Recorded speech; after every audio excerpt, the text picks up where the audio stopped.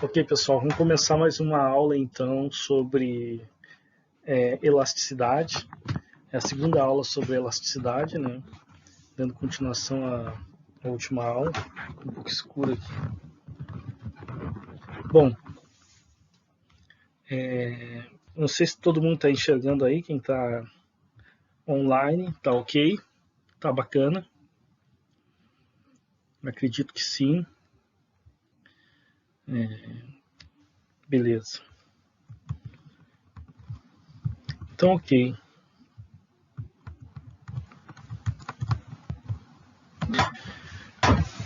Então, na primeira aula sobre elasticidade, a gente já viu os conceitos básicos, né? Elasticidade de preço e a elasticidade da demanda, a elasticidade de preço da demanda, e a gente viu o conceito, nós vimos a equação que representa a elasticidade, e vimos também que ela pode ser calculada de forma pontual, elasticidade no ponto, pode ser de forma discreta ou pontual. Então, dando continuidade a esse processo, vamos imaginar então que a gente pode calcular então qualquer elasticidade em determinado ponto, aí esse ponto P0, Q0, como vocês podem ver, ou no ponto P1, Q1, legal?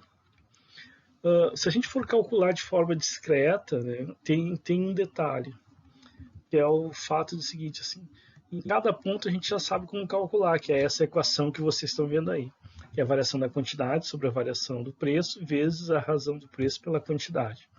Essa é a fórmula básica da elasticidade. Então, e que pode ser representada, se a gente for fazer isso em termos de pegar uma equação, a equação da demanda, por exemplo, através da derivada parcial da quantidade em relação ao preço, vezes a razão preço e quantidade. Então, a gente viu isso na última aula, essa é a equação que vocês têm que guardar, né? Essa é a equação da elasticidade em si. A gente vai trabalhar ela, a gente vai tentar fixar ela. Só que aí é o seguinte, neste caso aqui, se a gente fosse fazer uma forma discreta, né, ou seja, pegar os valores e calcular a variação, tanto da quantidade quanto de preço, vocês podem ver que eu poderia fazer a seguinte questão, que é o seguinte, qual ponto então utilizar, ou seja, qual ponto eu utilizo como ponto de partida? Eu parto do ponto do preço 0 para o preço 1 ou do preço 1 para o preço 0 para calcular essa elasticidade, né? Se for pontual, não tem problema. A gente pega um ponto, calcula a elasticidade naquele ponto, como vocês podem ver ali com a derivada parcial, ou do outro ponto. Agora, quando eu quero de um ponto ao outro, aí eu pego qual ponto inicial? Ponto 0, ponto 1.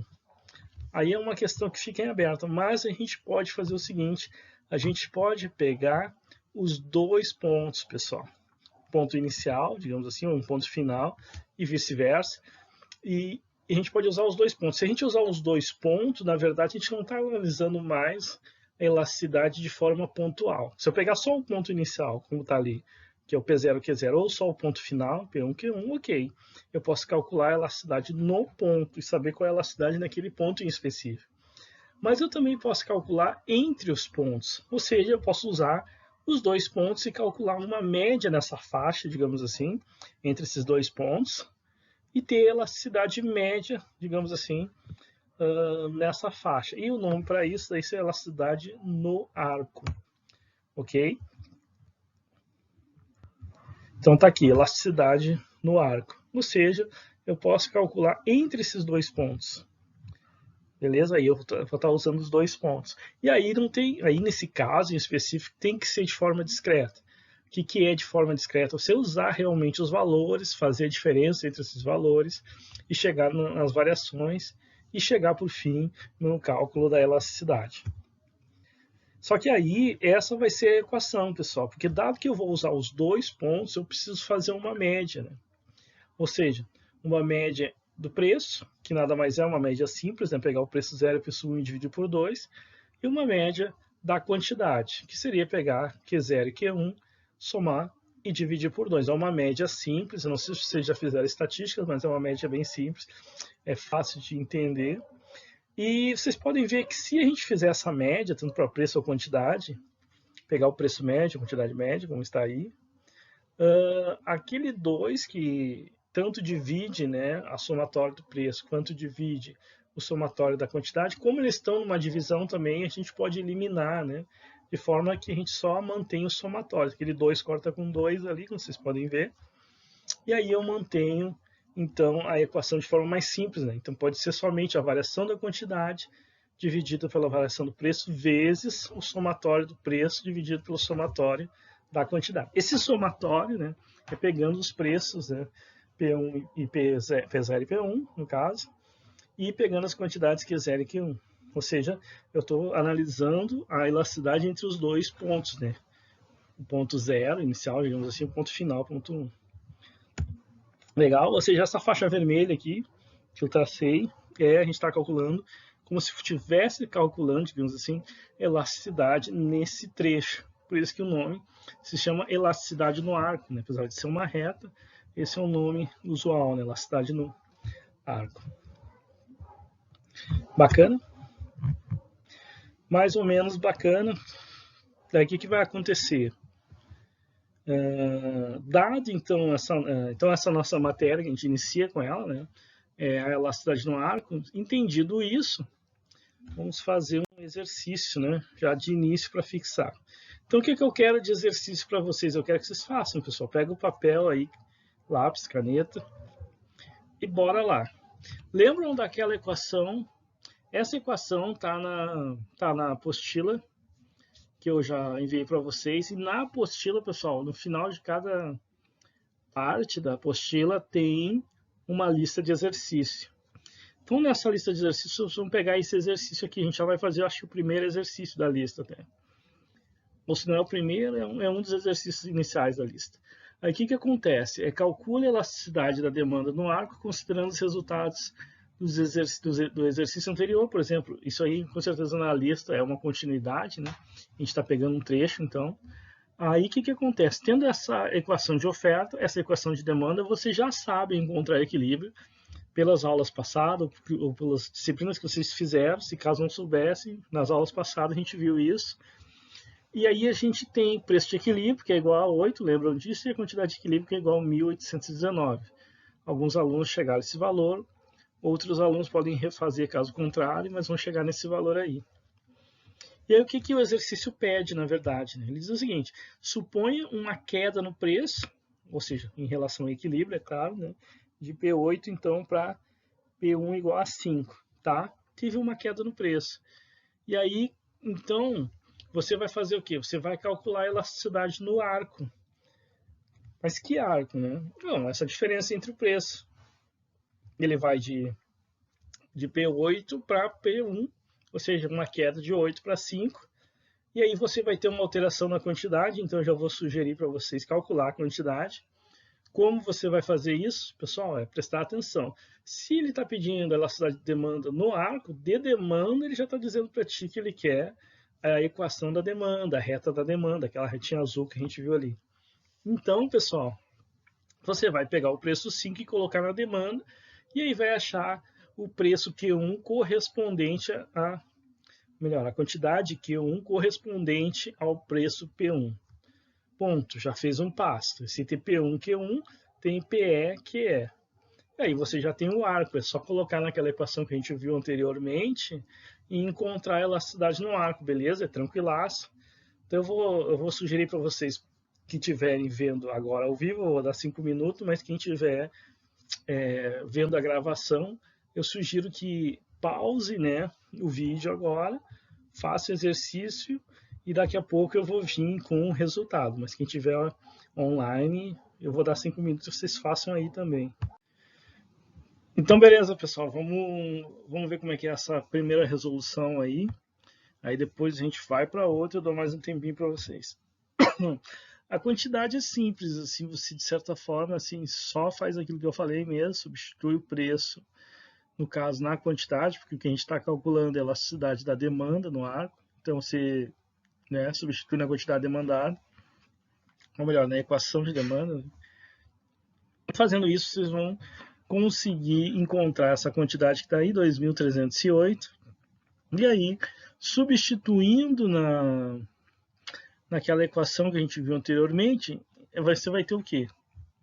Primeiro, se você fizer pela derivada parcial, que dá para fazer, você vai ter a declividade ali da quantidade demandada, que é menos 163. Se você derivar então a quantidade demandada em relação a P, né, que é a primeira parte da equação, você vai ter o menos 163. Aí vezes o somatório do preço dividido pelo somatório da quantidade. Qual o preço que a gente tem? A gente tem PE igual a 8, PU igual a 5, então tu vai somar, né, 8 mais 5, dividido pela quantidade de equilíbrio, que é 1.819, mais a quantidade 1 de demanda que você calculou, que é 2.308. E aí, resolvendo tudo isso, você vai ter menos 0,51. Esse é o valor que vai dar. Bom, esse valor, colocando o módulo, né, a gente já sabe que ele é um número menor que a unidade, ou seja, a demanda no arco, né, nesse trecho, vai ser uma demanda inelástica.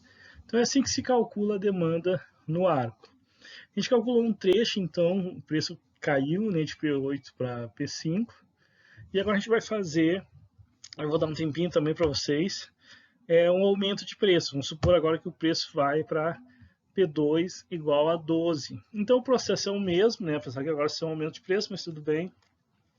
É o mesmo processo, então você encontra a quantidade a esse preço, e aí você faz a equação de elasticidade da demanda no arco através disso, né? A derivada parcial vai dar o mesmo coeficiente angular, ou seja, o menos 163, a única coisa que você vai ter que fazer é o somatório do preço dividido pelo somatório da quantidade. Então eu vou dar um tempinho para vocês aí, no caso quem está vendo o vídeo online só trava, né? Dá um pause, tenta fazer e volta.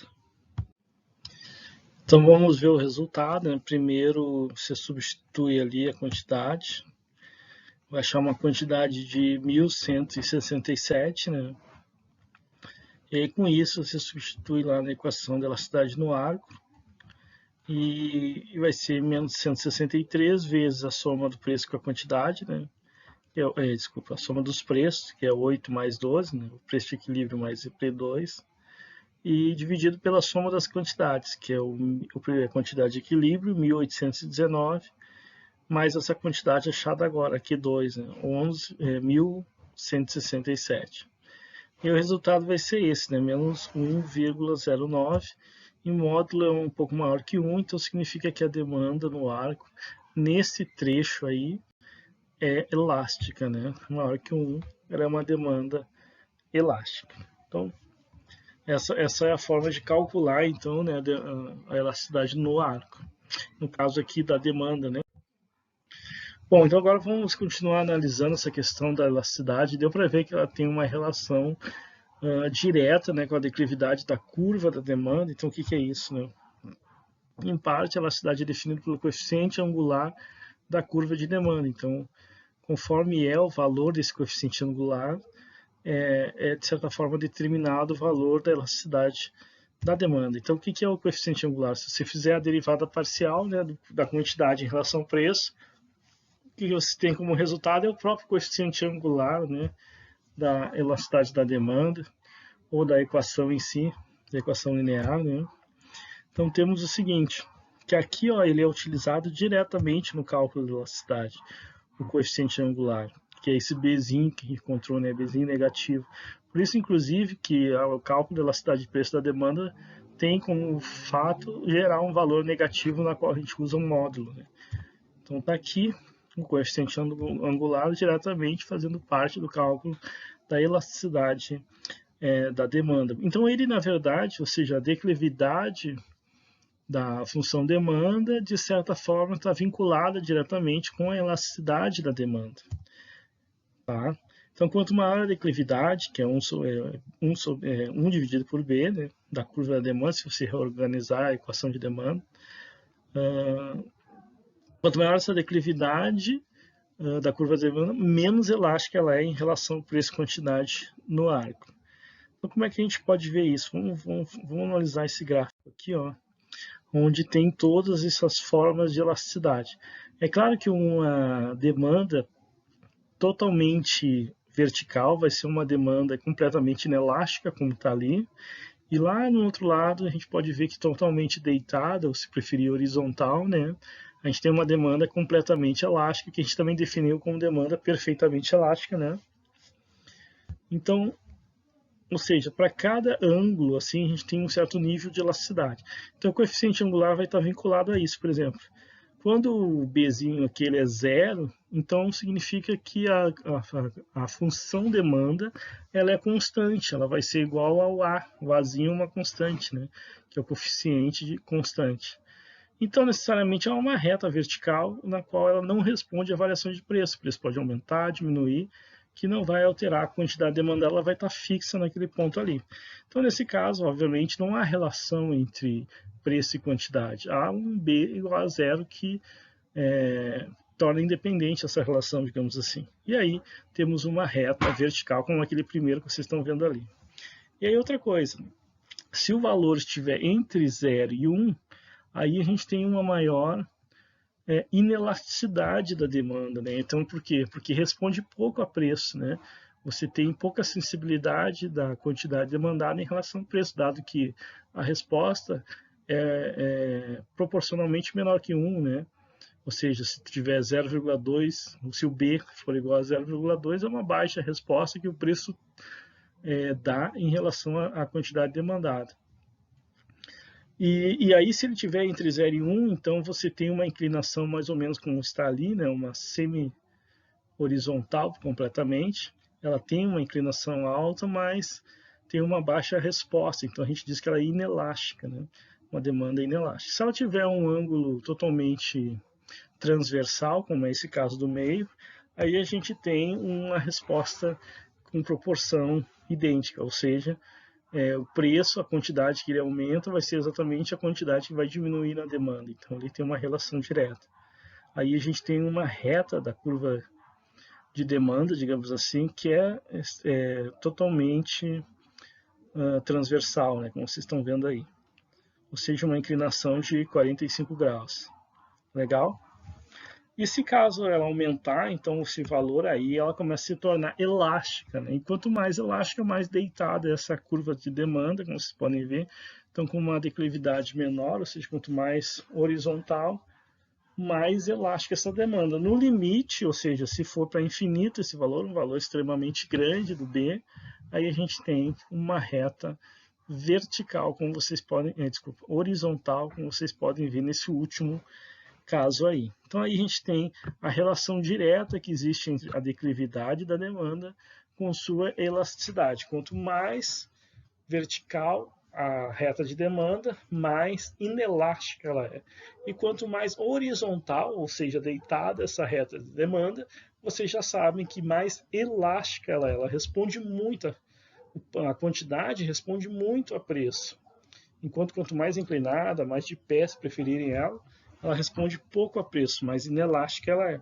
Então, essa relação assim, gráfica que vocês vão levar agora daqui para o resto da vida é mais ou menos aí. Você saber que quanto mais inelástica, mais de pé a curva de demanda ela é, quanto mais elástica, mais deitada é a curva de pé. A grosso modo, posso falar assim, né? Se isso for facilitar a lembrança de vocês. É só lembrar o que é mais horizontal, mais vertical e também relacionar isso com a questão da elasticidade. Lembrando, quanto mais vertical, mais inelástica, quanto mais horizontal, mais elástica é a demanda. Bacana? Então, passando aqui, vamos ver esse exemplo aqui, ó, duas demandas diferentes, né, duas curvas de demanda que tem, obviamente, elasticidades diferentes, como a gente viu.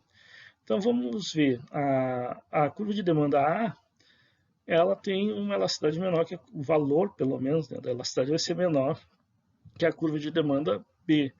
Então, a curva de demanda B é mais elástica do que a A. Essa é a ideia. A gente botar um preço aqui, esse preço estrela, e avaliar uma certa variação em relação a esse preço, um preço de P', né? Aí a gente pode ver. Por exemplo, no caso da variação de preço, ela é essa aí que está dada. Mas em relação à variação da quantidade, aí vai depender, né, de qual curva da demanda a gente está falando.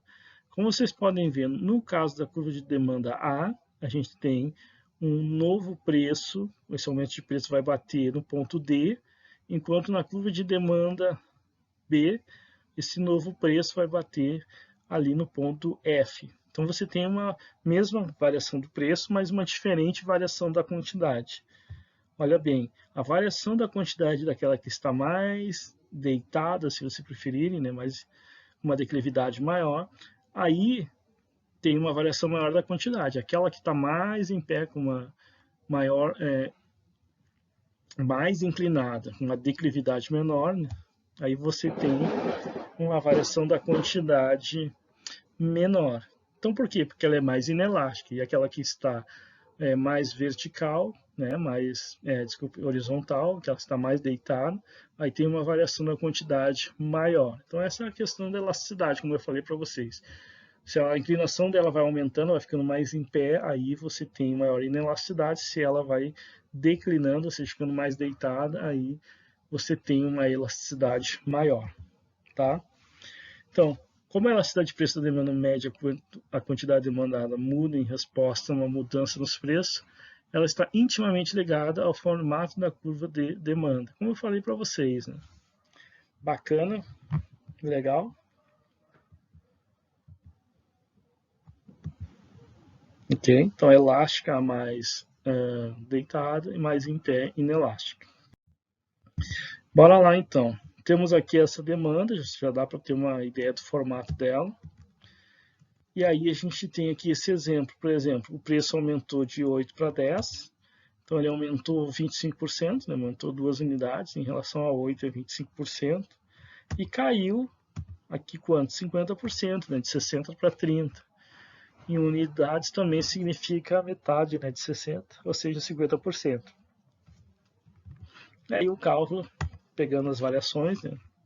A gente viu a variação da quantidade dividido pela variação do preço, mais a soma do preço e a soma dos preços, que no caso é 10 mais 8, dividido pela soma das quantidades, que no caso é 60 mais 30, a gente vai chegar à elasticidade de demanda no arco igual a menos 3.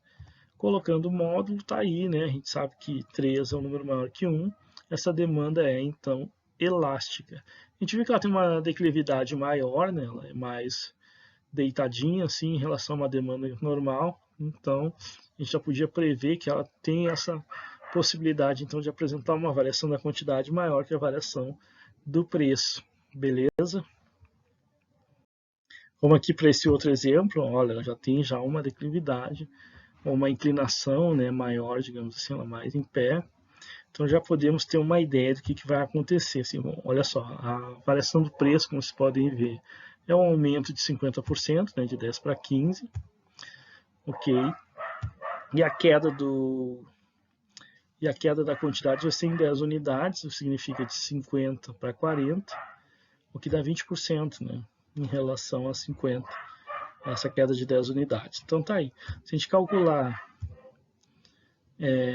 a demanda no arco, a gente vai ter a divisão das variações, no caso da quantidade foi menos 10, no caso do preço foi 5, vezes a soma do preço, 10 mais 15, dividido pela soma das quantidades, 50 mais 40, resolvendo isso tudo, a gente chega em menos 0,56, ou seja, menor que 1, então a demanda é inelástica, mas é como a gente viu antes, né? A declividade já dava essa ideia para nós, acabei passando aqui, né? Mas tudo bem, a declividade já dava a ideia para nós, né? Ela é mais inclinada, significa maior inelasticidade. Então ela deu menor que 1, o que apresentou realmente essa inelasticidade na prática. Né? Todo valor da elasticidade, seja ela no arco ou no ponto, dando menor que 1, a gente sabe que é inelástica. Neste caso aqui, já dá para ver que ela tem um ângulo, né, de 45, ou seja, ela é transversalmente perfeita. Então, nesse caso aqui, por exemplo, um aumento de 6 para 12, vocês podem ver que é de 100%, né? Ah, tá. E aqui vai vir o porquê. Um detalhe que eu vou até falar para vocês, que essa análise gráfica não pode ser feita assim. A gente está fazendo ela de forma didática assim, mas no caso da elasticidade no arco, vocês vão ver que é um pouco mais complexo, porque é uma taxa de variação que deve ser proporcional. Então vamos ver o que isso significa. Então não é um aumento direto, né, de 6 para 10%, mas a taxa de variação entre a quantidade e o preço. Eu vou explicar isso exatamente agora. Então olha só, a gente tem aqui, se for ver graficamente, tem uma diferença, né? Aumentou 100%, outro caiu 50%, o que daria se a gente continuasse aquele método de cálculo que a gente está fazendo, daria algo que seria elástico, né? Pelo menos a gente está tendo, ou inelástico no caso, né? A quantidade está caindo menos que aumenta o preço. Só que a gente vai ver que não é isso que vai acontecer.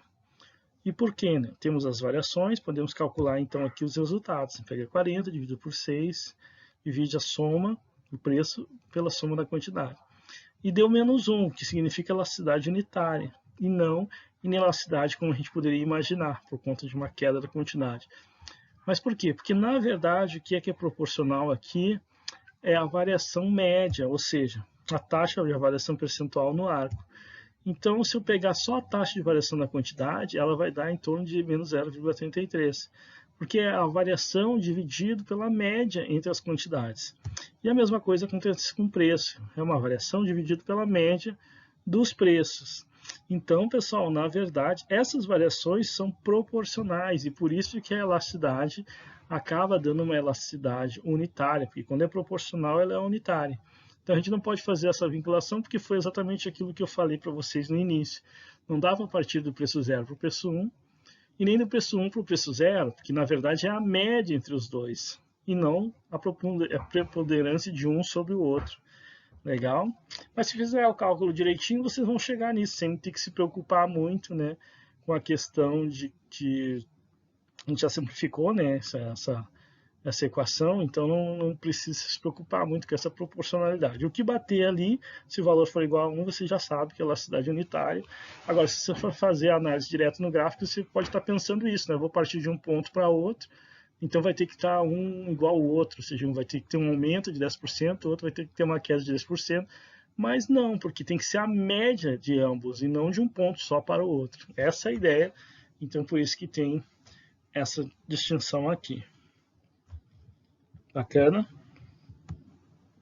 Tá aí, ó. Aí se pegar a variação proporcional de ambos, é a mesma, então é igual a 1. Aí está provado que é uma demanda de elasticidade unitária. Bacana. Mas se você fizer aquela equação lá em cima, vai dar esse valor, então tem muito que se preocupar. É só o gráfico que pode te induzir ao erro, né? Você partir de um ponto e ir para outro, que é o que eu acabei fazendo de forma intencional até, né? Para chegar aqui, mas no primeiro gráfico eu dei a dica para vocês que não se partia de um ponto inicial para um ponto final e nem do final para o inicial. Eram os dois pontos que devem ser levados em consideração.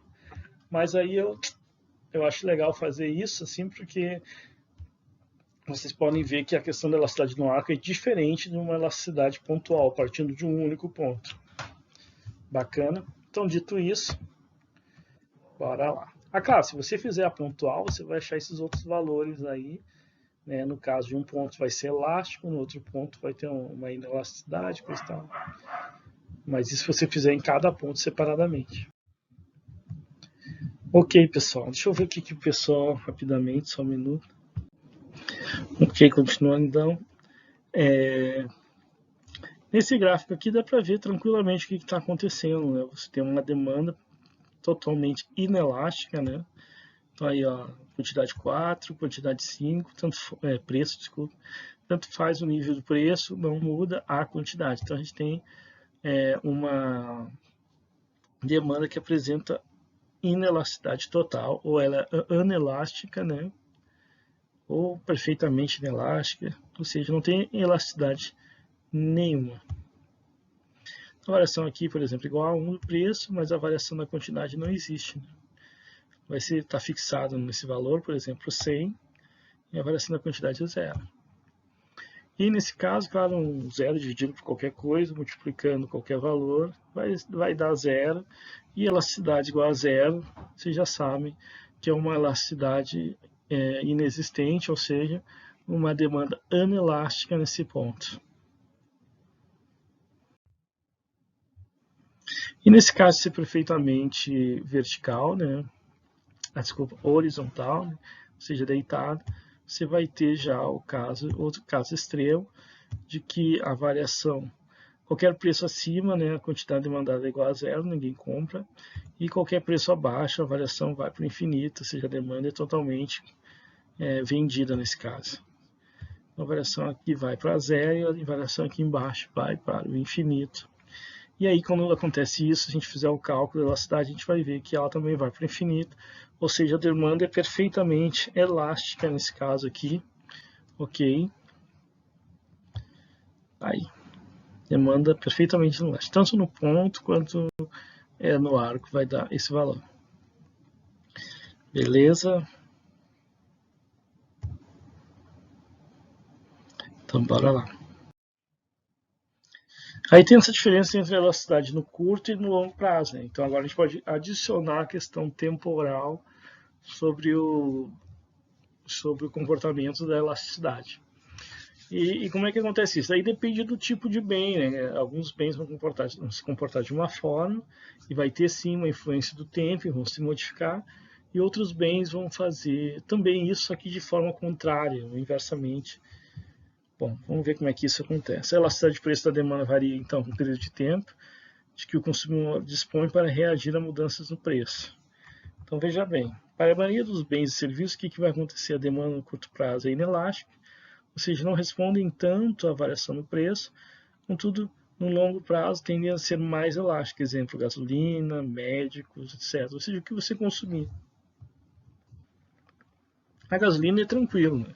No curto prazo ela é inelástica, porque afinal você consome lá uma certa quantidade que você precisa usar para o seu transporte, coisa e tal. Se o preço aumenta, você até procura reduzir, mas nem tanto, porque afinal você precisa desse transporte, você precisa utilizá-lo e acaba tendo que aceitar o preço, tenta reduzir um pouco e tudo mais, mas há certa inelasticidade. O que acontece é que no longo do tempo você pode até tomar uma decisão sobre isso, ou seja, comprar um carro mais econômico, tentar gastar menos gasolina, usar mais Uber. Então, ao longo do tempo, você acaba aí sim respondendo de forma lenta, mas cada vez maior, ou seja, significa que a elasticidade desse tipo de bem começa a aumentar ao longo do tempo. Ele começa inelástica e ao longo do tempo se torna elástica. E tem um grupo de bens que acontece exatamente o contrário, que são os bens duráveis. A demanda no curto prazo é elástica, você responde bastante a preço, mas no longo prazo começa a apresentar maior rigidez, ou seja, tornam-se inelásticos no prazo.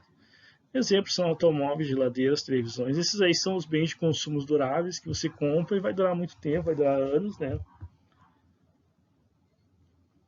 E esse meio tempo, inicialmente quando você vai tomar a decisão de comprar, você vai avaliar preço, sim, porque é um bem que pesa muito no orçamento. Então você precisa avaliar, sim, o quanto é o preço, a quantidade, a qualidade, né? E tomar uma decisão. Então, se for muito caro, você vai optar pelas mais baratas, você vai fazer uma avaliação, né, o custo-benefício. Então você vai responder muito a preço, você vai estudar isso. Só que acontece, se você resolver, não, eu não vou comprar agora, porque afinal de contas está caro, então você continua usando o aparelho que você já tem, só que com o tempo ele vai desgastando, vai perdendo algumas funções, ele vai, né, envelhecendo naturalmente, vai estragando, ou seja, em algum momento você vai ser obrigado a ter que trocar, né? Então, de certa forma, ele é elástico a longo prazo. Todo mundo tende a trocar esses aparelhos duráveis, né? Existe aquilo que os economistas falam, né?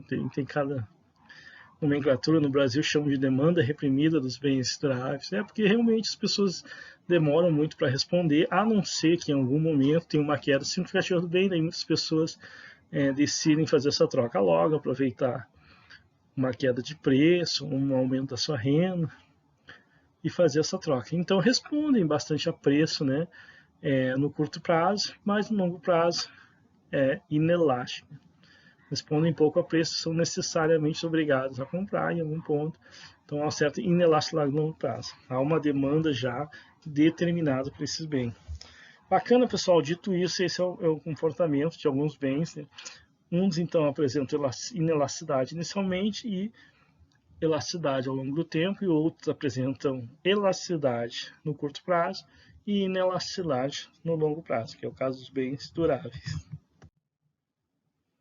Então está aqui um gráfico que mais ou menos a gente tem uma ideia, né? Imagina uma demanda de curto prazo de um bem, pode ver que ela é inelástica, e uma demanda de médio prazo, mais elástica e ainda mais elástica no longo prazo. Então é o tipo de bem que no curto prazo apresenta certa inelasticidade, que é a maioria dos bens, como a gente viu, a gasolina e tudo mais, e que a longo prazo você vai se adaptando a, não, peraí, eu vou começar a responder mais a preço, vou comprar um carro que gaste menos gasolina, ou até, na verdade, nem vou usar mais carro, vou usar só Uber, e aí não gastar tanto com a gasolina, e aí tá uma resposta maior no longo prazo. Então você tem para a mesma variação de preço, fazer essa análise, né? Você tem uma resposta pequena da quantidade no curto prazo, e conforme o tempo vai passando, essa variação da quantidade vai aumentando, ou seja, uma resposta maior no longo prazo, tá?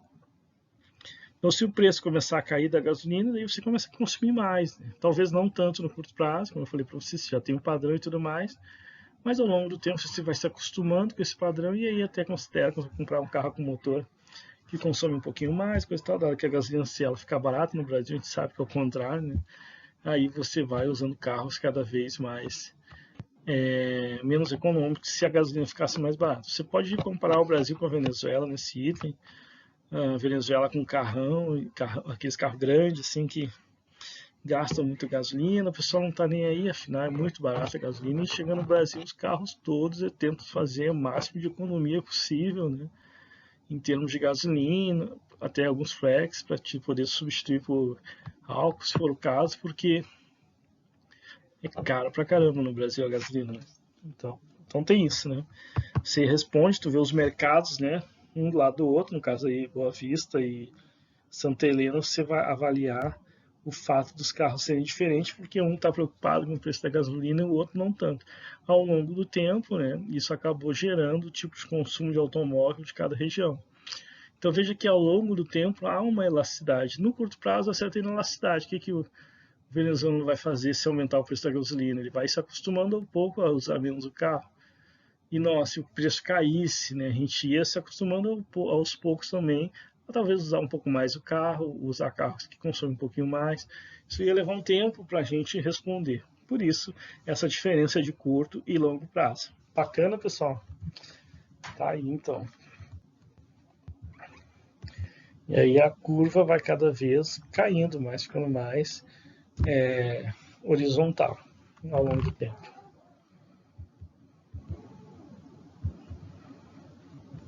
O exemplo da gasolina que eu falei para vocês, então tá tudo aí. Bom, o contrário é verdadeiro, né? Ou seja, tem aqueles bens que são os bens duráveis, né? Em que no curto prazo ela tem bastante elasticidade, ela é bem elástica, mas que no longo prazo é inelástica. Ao longo do tempo você vai ter que trocar sua TV, você vai comprar outra, sua geladeira, você vai ter que comprar outra. Então há inelasticidade a longo prazo. As pessoas vão ter que fazer esse consumo. Mas no curto prazo é elasticidade. Se aumentar muito o preço, as pessoas não vão comprar. E se diminuir muito o preço, elas compram mais. Elas respondem. Então há elasticidade, sim, elas respondem a preço. Só que se o preço ficar alto por muito, muito tempo, não tem para onde correr. Em algum momento, as pessoas vão ter que pagar esse preço alto, vão ter que aceitar, afinal de contas, elas vão ter que substituir esse bem, vão ter que consumir. Há uma inelasticidade no consumo desses bens no longo prazo. Então tá aí o comportamento, né? Vai caindo essa variação da demanda em resposta ao preço ao longo do tempo, como eu falei para vocês, porque sim, já está definido uma certa demanda para esses bens no longo prazo. Então tá aí, ela vai ficando mais inclinada, ficando mais vertical aí a demanda ao longo do tempo. Então é uma demanda definida, né? Então, compra de carros novos pode ser adiada, mas no longo prazo os carros mais velhos precisam ser substituídos. Tá aí. E para encerrar essa aula um pouquinho mais rápida, né? Um videozinho rapidinho para vocês, e com isso a gente vai encerrar a aula de hoje, né? Vou deixar essa gravação para vocês olharem. E vou incluir esse vídeo, é um vídeo rápido, só para diversão mesmo, sobre o que é meritocracia.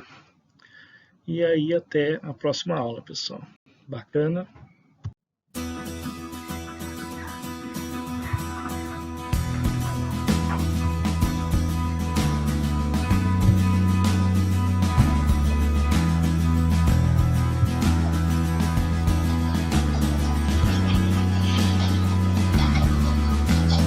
Once an honest man could go from sunrise to its set without encountering agents of the state or government. But a sorry cloud of tyranny has fallen across the land. brought on by the hollow men who did not understand that for centuries our forefathers have fought and often died to keep themselves and to themselves, to fight the rising tide. That if in the smallest battles we surrender to the state, we enter in a darkness whence we never shall escape. When they raise their hands up, our lives to possess, to know our souls, to drag us down, will resist. What Tyler led the people in 1381 to meet the king at Smithfield to issue this demand, that Winchester should be the only law across the land, the law of old King Alfred's time of free and honest men. Cause the people then they understood what we have since begun, that the government will only work for its own benefit. And I'd rather stand up naked against the elements alone than give the hollow men the right to enter in my home. Created using Powtoon.